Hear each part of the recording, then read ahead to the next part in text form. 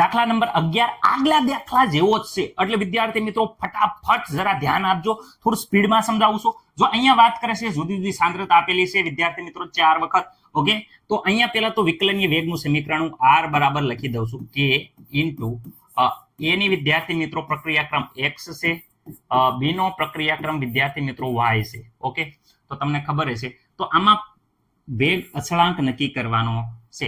Okay, પ્રક્રિયાનો વેગ નિયમ અને વેગ અચળાંક નક્કી કરવાનો છે. તો ખાસ કરીને વેગ અચળાંકનું મૂલ્ય k નું મૂલ્ય મેળવવા હાટુ ખાસ કરીને x અને y એટલે કે વિદ્યાર્થી મિત્રો a ના સંદર્ભમાં પ્રક્રિયાક્રમ x છે અને b ના સંદર્ભમાં પ્રક્રિયાક્રમ y છે એના મૂલ્ય મેળવવા પડે. એનો મતલબ કે પ્રક્રિયાક્રમ વિદ્યાર્થી મિત્રો એ આપણે મેળવવો પડે. ઓકે, હવે વિદ્યાર્થી મિત્રો હું અહીંયા પ્રક્રિયાક્રમ મેળવવા હાટુ એક સમીકરણ બીજા સમીકરણને એકબીજાના ગુણોત્તર લઈશું. અહીંયા જોઈ શકો છો કે આપણે શરૂઆતમાં સમીકરણ 4 અને 1 પસંદ કરશું. કેમ? બોલો, કેમ મેં સમીકરણ 4 ને 1 પસંદ કર્યા? કારણ કે અહીંયા એની આપણે જો x પ્રક્રિયાક્રમ એનો પ્રક્રિયાક્રમ નક્કી કરવો હોય તો બેની સાંદ્રતા સમાન હોવી જોઈએ. અહીંયા બેની સાંદ્રતા જો બંનેમાં સમાન છે એટલે ઉડી જશે, એટલે એના સંદર્ભમાં પ્રક્રિયાક્રમ આપણને મળી જશે. ઓકે, રેડી છે. તો પહેલા કઈ લખવાનું, સમીકરણ 1 લખવાનું કે સમીકરણ 4 લખવાનું? તો વેલ્યુ જોવાની, આ સમીકરણ 4 ની વેલ્યુ મોટી છે કે સમીકરણ 1 ની? તો સર સમીકરણ 4 ની વેલ્યુ મોટી છે. તો 4 ની વેલ્યુ મોટી હોવાથી સમીકરણ 4 હું ઉપર લખું છું. શું કામ? કારણ કે અહીંયા જોઈ શકો છો કે k ઇન્ટુ એના સંદર્ભમાં 0.4 ની x ઘાત ઉપર રહેશે. રેડી? અને અહીંયા 0.1 ની y ઘાત. રેડી? b બરાબર જો અહીંયા b ની સાંદ્રતા આપી છે આ, એટલે કે ભાઈ એની સાંદ્રતા આ છે અને b ની સાંદ્રતા આ મેં અહીંયા લખી દો, એના સંદર્ભમાં આ અને b. ઓકે, અને પ્રક્રિયાનો વેગ વિદ્યાર્થી મિત્રો અહીંયા આપ્યો છે 2.40 ગુણ્યા 10⁻². ઓકે વિદ્યાર્થી મિત્રો, મને નથી લાગતું કોઈને કાંઈ પ્રોબ્લેમ હોય. એના છેદમાં વિદ્યાર્થી મિત્રો ગુણોત્તર લઈ લઉં છું અહીંયા, એટલે તમને ડાયરેક્ટ ખબર જ પડે. ગુણોત્તર લઈ લઉં છું કોણ? r1. Okay, r1. Okay, r1 બરાબર શું થશે? તો અહીંયા જોઈ શકો છો k ઇન્ટુ r1 એટલે પેલું અહીંયા a ની સાંદ્રતા આપી છે, આ b ની સાંદ્રતા આપી છે, તો a ની સાંદ્રતા 0.1 ની x ઘાત, અહીંયા પણ વિદ્યાર્થી મિત્રો 0.1 ની y ઘાત b બરાબર. ઓકે, અને અહીંયા આપ્યા છે જોઈ શકો છો 0.6 ગુણ્યા 10⁻³ ઘાત. ઓકે, મને નથી લાગતું કે કોઈને કાંઈ પ્રોબ્લેમ હોય. ઓકે, હવે વિદ્યાર્થી મિત્રો વ્યવસ્થિત રીતે જો ઉડાડું છું, યાદ રાખજો આ સંપૂર્ણ ઉડી જશે.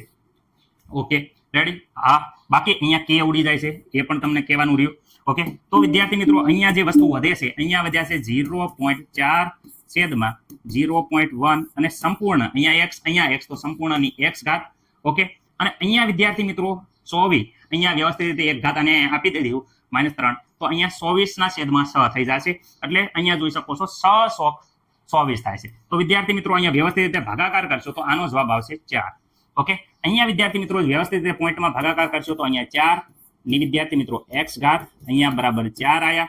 તો અહીંયા વિદ્યાર્થી મિત્રો તમે જોઈ શકો છો કે અહીંયા x છે, તો અહીંયા વિદ્યાર્થી મિત્રો એક ઘાત હોવી જોઈએ, કારણ કે તો જ વેલ્યુ બરાબર થાય. તો x બરાબર વિદ્યાર્થી મિત્રો 1, એટલે કે વિદ્યાર્થી મિત્રો x a છે એનો પ્રક્રિયાક્રમ કેટલો છે? 1 છે. શું થાય આનો ઉપરથી? તે a નો પ્રક્રિયાક્રમ છે એ વિદ્યાર્થી મિત્રો કેવો છે? પ્રથમ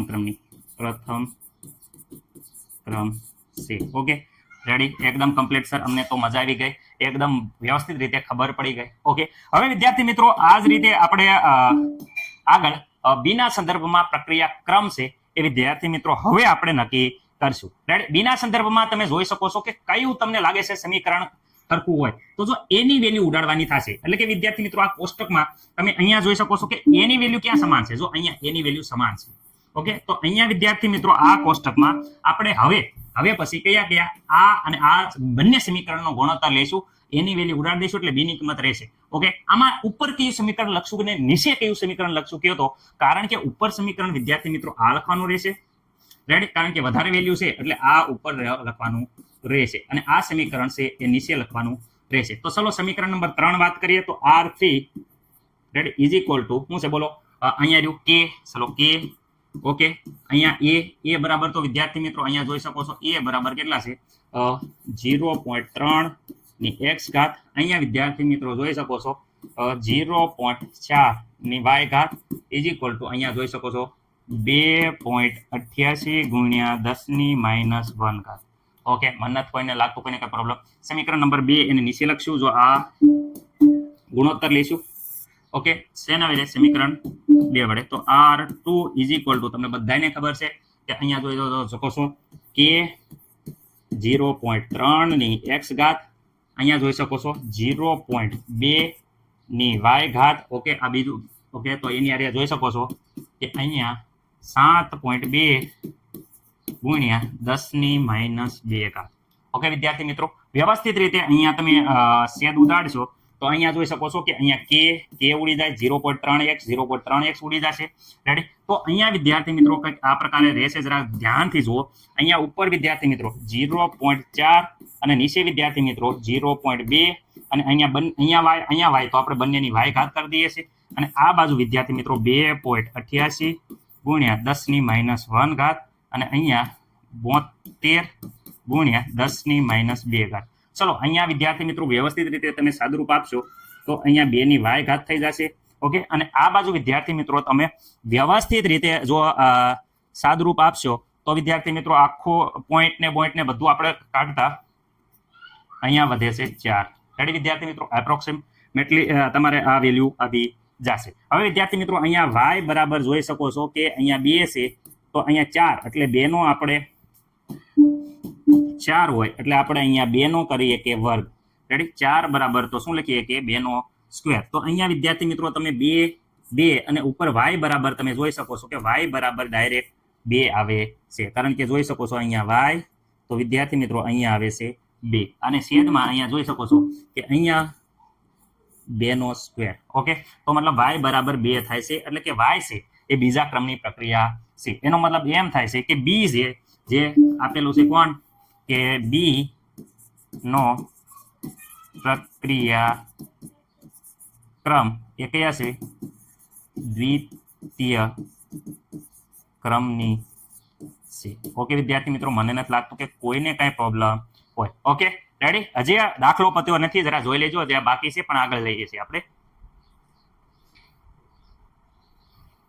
એનો મતલબ કે અહીંયા વિકલન વેગનું સમીકરણ આપણને હવે અહીંયા મળી ગયું x અને y બરાબર જે હતા એ વેલ્યુ આપણે આવી છે x એ અહીંયા x બરાબર 1 આવ્યું અને y બરાબર 2 આવી છે આ વિકલનીય વેગનું નિયમ એટલે કે વિદ્યાર્થી મિત્રો આપણને સમીકરણ હવે મળી ગયું છે રેડી હવે આમાં કિંમત મૂકી અને k ની વેલ્યુ ગોતવાની છે